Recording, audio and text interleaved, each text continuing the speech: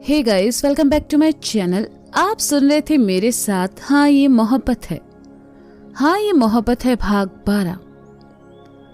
अक्षत को खामोश देखकर अर्जुन ने कहा, चुप क्यों है? मैंने और जीजू ने अभी जस्ट तेरी गाड़ी से एक लड़की को उतरते देखा था। बता कौन है वो? आशु, कहीं तेरा चक्कर तो नहीं चल रहा? जीजू ने भी सीरियस होकर कहा। शादी के बाद अफेयर होना आम बात है जीजू, कहीं तू मीरा को धोखा देने के बारे में तो नहीं सोच रहा? अर्जुन ने अक्षत को बोलने का मौका ही नहीं दिया। अरे मैं, अक्षत ने कहना चाहा। साले साहब, आपसे ये उम्मीद बिल्कुल नहीं थी। अच्छे दिखते हो इसका मतलब ये नहीं कि कुछ भी करोगे। जीजू ने थोड़ा नाराज होकर कहा। हाँ जीजू, आज लड़की गाड़ी से उतरी है, कल घर तक आ जाएगी। अर्जुन ने भी जीजू की साइड लेकर कहा। अक्षत ने दोनों की बातें सुनी तो परेशान हो गया। अक्षत का उतरा हुआ चेहरा देखकर अर्जुन और जीजू हंस पड़े। उन्हें हंसते देखकर अक्षत समझ गया कि दोनों मिलकर बस उसकी टांग खींच रहे हैं। अक्षत ने खुद को नॉर्मल किया और कहा, हो गया अब दोनों का? जीजू और अर्जुन ने अपनी हंसी रोकी और अर्जुन ने कहा, क्यों वकील साहब, तुम्हें क्या लगता है सिर्फ तुम ही सवाल कर सकते हो? देखा कैसे घबरा गए तुम? वेरी फनी, अक्षत ने मुंह बनाकर कहा और टेबल की तरफ चला आया। उसने कुर्सी खिसकाई और बैठते हुए कहा, वैसे यहां आने का आइडिया किसका था? घर में जो सबसे फ्री आदमी है उसका। सोमी जीजू ने भी कुर्सी खिसकाकर बैठते हुए कहा। क्या यार जीजू, आप फिर इसकी तरफ हो गए? अर्जुन ने भी बैठते हुए कहा। अरे मैं सबकी साइड हूं, बस इससे थोड़ा याराना ज्यादा है मेरा। जीजू ने अक्षत को साइड हक करते हुए कहा तो अर्जुन मुस्कुरा दिया और कहा, ऐसा है क्या? तो जरा अपने साले साहब से पूछिए कि इनके साथ जो लड़की थी वो कौन थी? मेरी जूनियर है, इंटर्न्स के लिए मेरे साथ काम कर रही है। उसका घर यहीं आसपास में था, इसलिए मैंने उसे लिफ्ट दे दी। अक्षत ने अपने फोन में देखते हुए कहा। वैसे दिखती अच्छी है, जीजू ने कहा। मेरी दी उससे ज्यादा अच्छी दिखती है, और अगर आपने उनके अलावा किसी और को देखा तो मैं आपको देख लूंगा। अक्षत ने प्यार से सोमी जीजू को धमकाते हुए कहा। जीजू ने उसकी तरफ देखा और मासूमियत से कहा, ए, तू क्या मुझे धमकी दे रहा है? देख मैं बहुत शरीफ लड़का हूं यार। सोमी जीजू ने इतनी मासूमियत से कहा कि अक्षत भी मुस्कुरा उठा। उसने वेटर को बुलाया और तीनों के लिए खाना ऑर्डर कर दिया। खाना आया और तीनों बातें करते हुए खाने लगे। आज कितने दिनों बाद तीनों साथ साथ थे और उनके पास करने के लिए ढेर सारी बातें थी। सोमी जीजू और अर्जुन के साथ साथ अक्षत भी खुलने लगा और तीनों हंसते मुस्कुराते बातें करने लगे। खाना खत्म हुआ। अक्षत को वहां का खाना बहुत पसंद आया। अभी तीनों बात कर ही रहे थे कि उनके साइड वाली टेबल पर बैठे कपल के सामने आकर एक लड़की खड़ी हो गई और उन्हें अच्छे से लताड़ने लगी। लड़का साथ बैठी अपनी गर्लफ्रेंड के साथ आया था और जो उन पर गुस्सा कर रही थी वो शायद लड़के की पत्नी थी। रेस्टोरेंट का मालिक और वेटर उन तीनों को समझाने की नाकाम कोशिश कर रहे थे। अर्जुन और सोमी जीजू ने देखा तो दोनों उनका झगड़ा देखने लगे। मैं बिल पे करके आता हूं, अक्षत ने उठते हुए कहा। अर्जुन और जीजू तो बस झगड़े में शामिल हो चुके थे, इसलिए दोनों ने एक साथ हाथ से अक्षत को जाने का इशारा किया। अक्षत ने बिल पे किया, साथ ही बच्चों के लिए कुछ वेफर्स और चॉकलेट्स लेकर वापस चला आया। वापस आकर अक्षत ने देखा अर्जुन और जीजू अभी भी उसी झगड़े को देख रहे हैं। देखते ही देखते लड़की ने टेबल पर रखा पानी का ग्लास उठाया और लड़के के मुंह पर पानी फेंक दिया और वहां से चली गई। सोमी जीजू और अर्जुन ने एक दूसरे की तरफ देखा और फिर चुपचाप अक्षत के साथ रेस्टोरेंट से बाहर चले आए। सोमी जीजू और अर्जुन अपनी गाड़ी लेकर आए थे और अक्षत अपनी। अंदर जो कुछ भी हुआ वो देखकर अर्जुन ने कहा, जीजू देखा आपने, वो लड़का कैसे अपनी वाइफ से डर रहा था। अरे हो सकता है वो अपने किसी दोस्त के साथ आया हो, साथ बैठी लड़की गर्लफ्रेंड हो जरूरी थोड़ी है। देख मैं इस मामले में कुछ नहीं कहूंगा, वैसे डरता तो तू नीता से है। जीजू ने अर्जुन का मजाक उड़ाते हुए कहा। हाँ, ये किसने कहा आपसे? मैं नहीं डरता, मेरे अपने रूल्स है, मैं अपने रूल्स के हिसाब से चलता हूँ, अर्जुन ने अपनी तारीफ में कहा। वह बोल ही रहा था कि उसका फोन बजा। अर्जुन ने फोन निकाला, देखा नीता का था। उसने फोन उठाया, कान से लगा लिया। दूसरी तरफ से नीता ने अर्जुन से कुछ कहा होगा, जिससे अर्जुन ने झेपते हुए जीजू को देखा और कहा, जीजू आप आशु के साथ घर चले जाएंगे? वो मुझे लॉन्ड्री से नीता के लिए कपड़े लेकर आने हैं। तो हाँ हाँ मैं समझ गया, तुम जाओ, जीजू ने कहा तो अर्जुन गाड़ी लेकर चला गया। अर्जुन के जाते ही जीजू को अर्जुन की कही बात याद आ गई और वो हंसने लगे। उन्हें हंसते देखकर अक्षत कुछ देर गाड़ी के पास प्यार से खड़ा उन्हें देखता रहा। सोमी जीजू हंसते हुए बड़े प्यारे लग रहे थे और आज काफी दिनों बाद उन्हें अक्षत ने यूं खुलकर हंसते देखा था। सोमी जीजू हंसते हुए अक्षत की तरफ पलटे और कहा, हे आशु, अभी अभी वो बोल रहा था कि वो किसी से नहीं डरता, उसके अपने रूल्स हैं। और नीता का फोन आते ही कैसे भागा है ये लड़का। मुझे तो उस रेस्टोरेंट वाले लड़के और अर्जुन में कोई खास फर्क नजर नहीं आ रहा। मेरा तो पेट ही फट जाएगा आज हंस हंस कर। आपको मेरे भाई का ऐसे मजाक नहीं उड़ाना चाहिए, अक्षत ने सोमी जीजू की तरफ आते हुए कहा। अच्छा सॉरी, सोमी जीजू ने अपनी हंसी कंट्रोल करके कहा।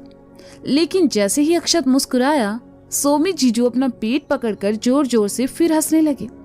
सोमी जीजू को हंसते देखकर अक्षत भी हंसने लगा और कुछ देर बाद कहा, अब घर चलें, माँ इंतजार कर रही होगी। हाँ हाँ चलो, मैं जाकर सबको ये बात बताने वाला हूँ, स्पेशली नीता को, सोमी जीजू ने गाड़ी की तरफ जाते हुए कहा। अक्षत आकर ड्राइवर सीट पर बैठा, सीट बेल्ट लगाया और वहां से निकल गया। रात के 9 बज रहे थे और ठंड भी पड़ने लगी थी। अक्षत ने हल्का सा म्यूजिक चला दिया और जीजू से बातें करते हुए घर की तरफ चला जा रहा था। अच्छा अक्षत, जब वो कपल झगड़ रहे थे तो तू क्यों चुप था? देखा जाए तो एक वकील होने के नाते तुम्हें उन्हें अच्छी सलाह देनी चाहिए थी, सोमी जीजू ने बातों बातों में कहा। जीजू, उस लड़की ने सही किया। वह लड़का शादीशुदा होकर भी अपनी गर्लफ्रेंड के साथ आया था। उसकी वाइफ को गुस्सा तो आएगा ना। ऐसे में अगर हम लोग उसे कोई सलाह दे तो वो उनके झगड़े को और बढ़ा सकती है, अक्षत ने गाड़ी चलाते हुए कहा। ये भी सही है। वैसे शादी के बाद अफेयर के बारे में तुम क्या सोचते हो? सोमी जीजू ने पूछा। जीजू, मुझे नहीं लगता इस जिंदगी में मुझे मीरा के अलावा किसी और से प्यार होगा। अफेयर तो दूर, में मीरा के अलावा किसी को देखना तक नहीं चाहता, अक्षत ने सीरियस होकर कहा। हाँ भाई, तुम्हारा प्यार कोई नहीं बांट सकता। वैसे मैं मजाक कर रहा था, और अगर तुमने मीरा के अलावा किसी और के बारे में सोचा भी तो फिर मैं तुम्हें देख लूंगा, सोमी जीजू ने अक्षत को उसी के अंदाज में धमकाते हुए कहा। तो अक्षत उनकी तरफ देखने लगा और कहा, वैसे आपको दिल्ली की बड़ी याद आती होगी, है ना? अक्षत ने शरारत से कहा, जिसका इशारा सोमी जीजू की पुरानी महिला मित्रों से था। सोमी जीजू ने सुना तो बच्चों की तरह मुंह बनाते हुए कहा, सही कहते हैं मौसा जी, बड़ों को बड़ों की तरह पेश आना चाहिए, वरना घर के छोटे सर पर चढ़ जाते हैं। अक्षत ने सुना तो मुस्कुराने लगा और गाड़ी की स्पीड बढ़ा दी। कुछ आगे जाकर अक्षत ने एकदम से गाड़ी रोक दी। क्या हुआ? सोमी जीजू ने पूछा। जीजू, मैं 2 मिनट में आया, कहते हुए अक्षत उतरा और सड़क के बगल वाली गली में चला गया।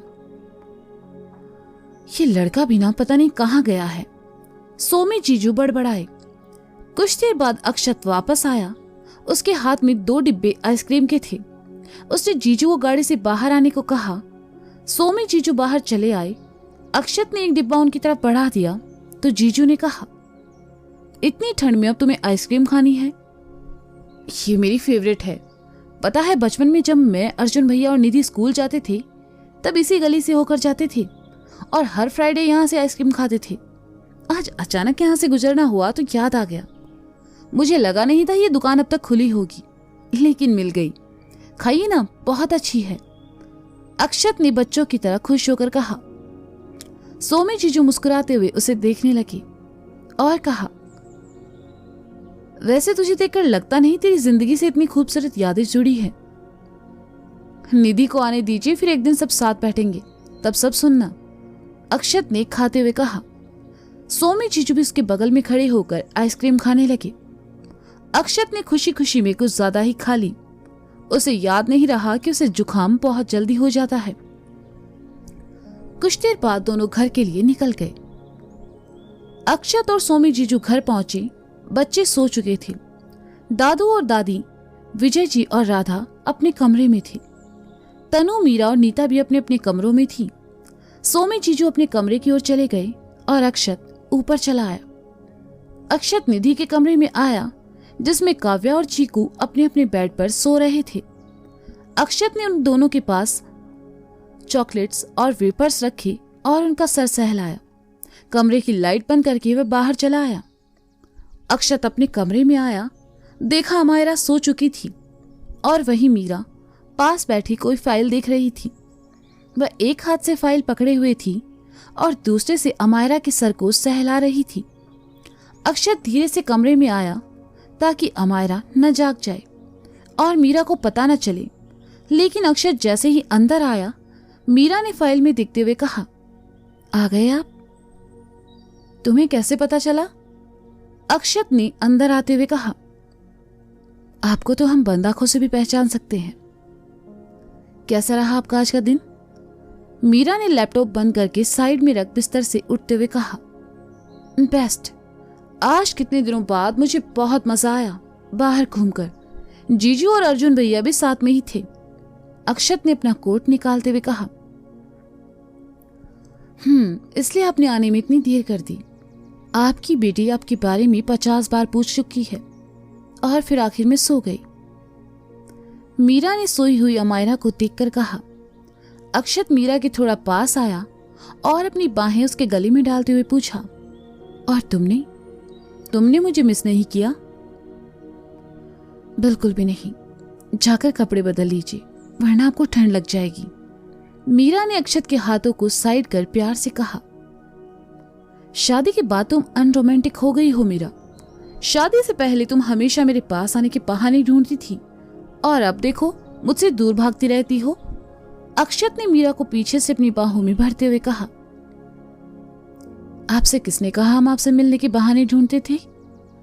मीरा ने अक्षत की ओर पलटकर पूछा।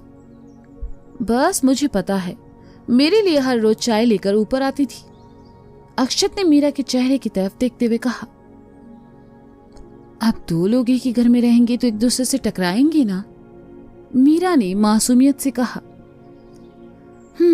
वैसे ये टकराना भी मैं तुमसे ही चाहता था और ऐसे टकराने के लिए तो मैं हमेशा तैयार हूं। कहते हुए अक्षत ने मीरा के होठों को अपने होठों से छुआ। उस एहसास के साथ मीरा कुछ पल के लिए सब भूल गई। अक्षत उसे किस करके पीछे हटा और कहा, देखा मैं आज भी कितना रोमांटिक हूं। और ये इतना रोमांटिक होने के पीछे की वजह जान सकते हैं हम? मीरा ने अक्षत के पास आकर उसके बालों को सही करते हुए कहा। वो इसलिए मिसेज व्यास कि आजकल मुझे अपनी धर्म पत्नी पर कुछ ज्यादा ही प्यार आने लगा है और मैं चाहता हूं कि बस ये बढ़ता ही जाए, कभी कम ना हो। अक्षत ने कहा। आप हमसे थोड़ा प्यार ज्यादा करें, हमें यकीन है कि आप हमें कभी छोड़कर नहीं जाएंगे। हम मानते हैं आप थोड़े सड़ू टाइप हैं लेकिन प्यारे भी बहुत हैं। आपकी बातें हमें कभी कभी परेशान कर देती है, लेकिन आपकी खामोशी से हमें देखना एक सुकून भी देता है। मीरा ने अक्षत के हाथों को थामकर कहा तो अक्षत मुस्कुराने लगा और खिड़की खोलकर बाहर आसमान में चमकते चांद को देखकर कहा, तुमसे मिलने से पहले मुझे लगता था सर्दी की रातें बहुत बुरी होती है और खिड़की के पास बैठकर इस चांद को देखना सुकून देता है, लेकिन अब लगता है कि मैं गलत था। ऐसा क्यों? अक्षत की बात सुनकर मीरा ने हैरानी से पूछा। अक्षत ने उसे अपने पास आने का इशारा किया। मीरा अक्षत के पास चली आई तो अक्षत ने उसे अपने सीने से लगाते हुए कहा, वो इसलिए क्योंकि मुझे लगता है इस चांद को देखने से ज्यादा सुकून भरा है तुम्हारा मेरी आंखों के सामने होना। दिन भर घर से बाहर रहकर सैकड़ों लोगों से मिलकर जब शाम में घर आता हूं और तुम्हें मुस्कुराते देखता हूं तो अपनी सब परेशानियां भूल जाता हूं। मैं जानता हूं मैं तुम्हें ज्यादा वक्त नहीं दे पाता, लेकिन तुम कभी मुझसे शिकायत भी नहीं करती। मैं चाहकर भी तुम जैसा नहीं बन सकता मीरा। अक्षत को इमोशनल होते देखकर मीरा ने उसे थोड़ा कसकर गले लगाते हुए कहा, मिस्टर सड़ू, आप इमोशनल बिल्कुल अच्छे नहीं लगते। वैसे मैं स्ट्रांग हूं मीरा, बस जब भी अपने रिश्ते के बारे में सोचता हूं तो भावुक हो जाता हूं। मैं कभी तुमसे दूर जाना नहीं चाहता हूं हमेशा तुम मेरे पास रहो। मैं जब भी तुम्हें आवाज दूं तुम मेरे पास चली आओ। अक्षत ने कहते हुए मीरा के सर को अपने होठों से छू लिया। कुछ देर वहां खड़े रहने के बाद अक्षत कपड़े बदलने चला गया और मीरा बिस्तर लगाने लगी। अगली सुबह मीरा जल्दी उठकर नीचे चली आई। सब घर वाले नीचे थे, लेकिन अक्षत नहीं। मीरा उसके लिए चाय लेकर ऊपर आई। देखा अक्षत अभी भी सो रहा था। मीरा ने कप टेबल पर रखा और अक्षत के बगल में बैठकर धीरे से कहा, अक्षत जी उठ जाइए, सुबह हो गई है। कहते हुए मीरा ने जैसे ही अक्षत के गाल को छुआ उसे गर्माहट महसूस हुई।